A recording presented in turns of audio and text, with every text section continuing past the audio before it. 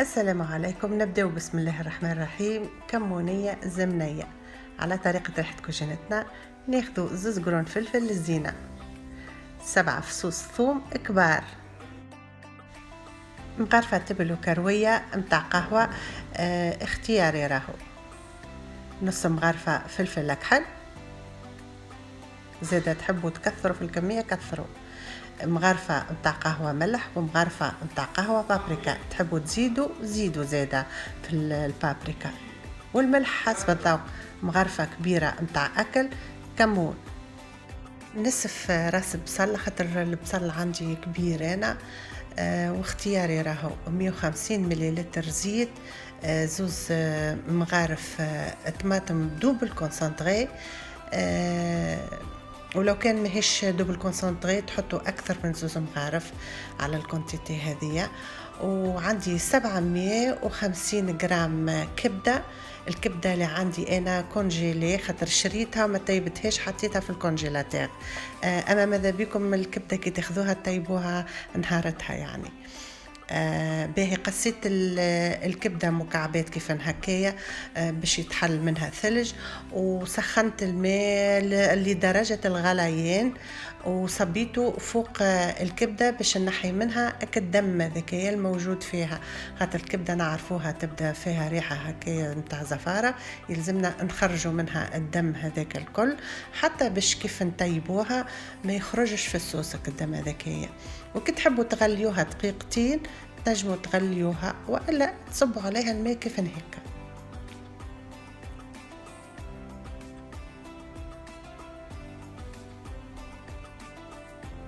بعد ما نخليوها هكاك شويه يجبد الدم تاعهم، بعد نبزعوه الماء هذاكيا.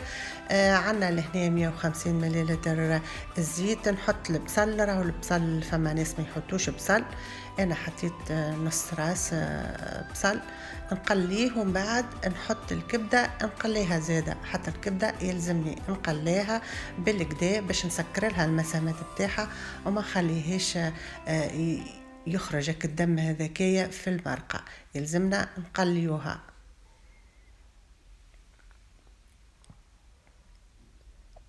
راهو باهي استنى تنقول لكم من بعد. عندي لهنا تبل كرويه كما تراو مغرفه متاع قهوه مش مليانه برشا، زاده اختياريه الحاجه هذيكيه، فما اللي يحط تبل كرويه وفما لا، انا نحبها فاوحه اكثر. 7 فصوص متاع الثوم يلزمهم يكونوا كبار والا راس صغير متاع ثوم. الثوم نحطه بعد ما نقلي الكبده، انا نحط الثوم ما نحطش في الاخر الثوم، فما شكون يحط في الاخر بون يجي قوي كيكا. والكمونية زادا نجمو نعملوها بالقلب ونجمو نعملوها باللحم، ولا 3 يكونوا مع بعضهم زادا هكاكا ويكونوا كيف نحطوا معاها القلب يلزم نقصوهم جيدين باش يطيبوا نفس خاطر تعرفوا الكبده تطيب قبل.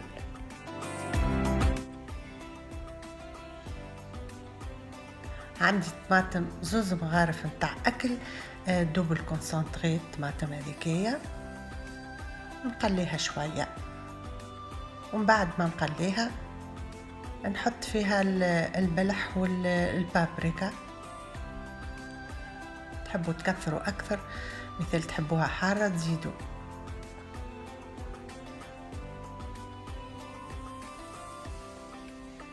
وتوا نمرقها بالماء السخون.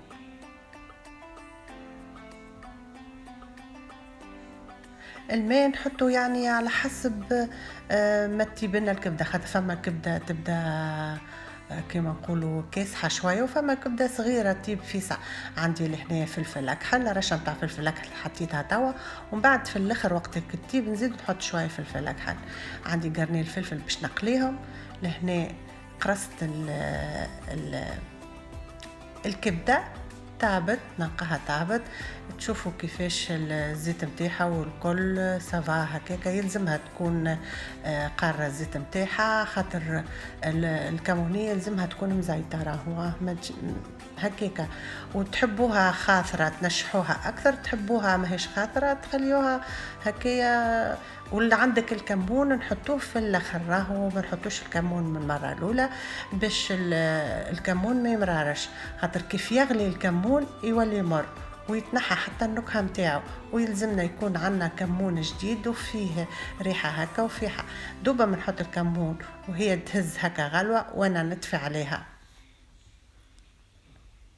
وكما نشوفوا توا ما شاء الله هذه هي كمونتنا حضرت، سهلة مهلة.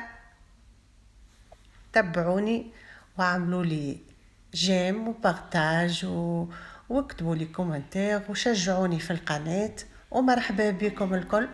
ونقولوا اللهم دمها نعمة واحفظها من الزوال. هكاك عادة أكل رشة المعدنوس والبصل وقرين فلفل مقلي. تحبوا زاد الفلفل راو طيبوه في وسطها طيبوا.